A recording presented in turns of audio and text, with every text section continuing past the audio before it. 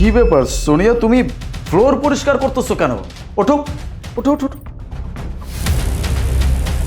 কি ব্যাপার, আমি তো কিচ্ছু বুঝতে পারতেছি না। তুমি কি ভুলে গেছো যে তুমি প্রেগনেন্ট? তুমি এই প্রেগনেন্ট অবস্থায় এইসব কাজ কেন করতেছো? ফ্লোর কেন পরিষ্কার করতেছো? না না ভাইয়া, আসলে ফ্লোরটা না ময়লা হয়ে আছে, তাই ভাবলাম আমি পরিষ্কার করে দেই। আমি না বুঝতে পারতেছি না, এই বাড়িতে এই সমস্ত কাজ করার জন্য বাড়ির কাজের লোক আছে, আর তাছাড়াও মা কোথায়, শুভ কোথায়? মা, শুভ! কি ব্যাপার, এমন চিল্লাচিল্লি করতেছিস কেন? চিল্লাচ্ছি কি সাধে?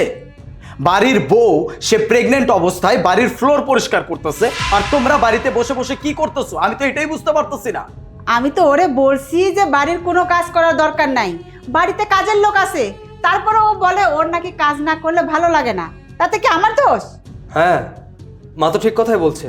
তুমি অযথা মার ওপর চিল্লাচিল্লি করছো। আরে বাবা, একটুই তো কাজকর্ম করেছি,